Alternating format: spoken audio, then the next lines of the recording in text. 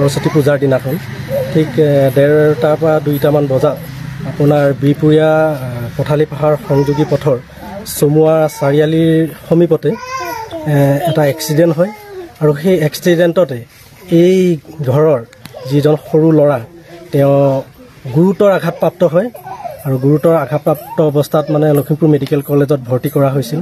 ইতিমধ্যে লখিমপুৰ মেডিকেল কলেজৰ পৰা তেওঁক মানে ডিব্ৰুগড় মেডিকেল কলেজলৈ উন্নত চিকিৎসাৰ কাৰণে প্ৰেৰণ কৰিলে আৰু আমি ইতিমধ্যে জানিব পাৰিছোঁ যে ডিব্ৰুগড় মেডিকেল কলেজত চিকিৎসাধীন হৈ থকাৰ অৱস্থাত তেওঁৰ ইতিমধ্যে ব্ৰেইনত মানে 35টাকৈ চিলনি পৰিছে আৰু লগতে বুকুৰ কামি হাড় ভাগিছে, বাউসী হাড় ভাগিছে।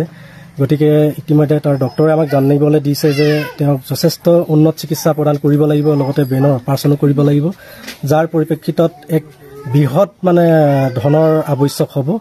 আৰু সেয়েহে আজি আপোনালোকক আমি আমন্ত্ৰণ কৰি আনিছোঁ। আৰু এইখন মোৰ গাঁও, এই গাঁৱৰ মোৰ এজন ভাইটি বুলি ক'ব লাগিব, যদিও এজন আদিবাসী ল'ৰা ৰাজেশ মুণ্ডা, তেওঁৰ দেউতাক নাই, ইতিমধ্যে মাকে আছে। মাকে ইতিমধ্যে গাঁৱৰ য'ত ত'ত হাজিৰা কৰি মেলি ঘৰখন চলাই আছে।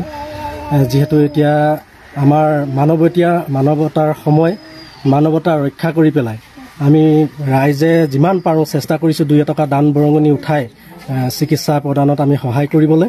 কিন্তু আজি আপোনালোকক আমি মাতি আনি পেলাই আমি এটা কথাই আমি জনাব বিচাৰিছোঁ যে আমি চৰকাৰকো জনাব বিচাৰিছোঁ, লগতে আমাৰ স্থানীয় বিধায়ক, বাকী যিসকল নেতা কৰ্মী আছে তেওঁলোককো আমি জনাব বিচাৰিছোঁ যে যিহেতু আমাৰ নিজৰ এজন ভাতৃত্ব ল'ৰা আমি হেৰুৱাব নিবিচাৰোঁ।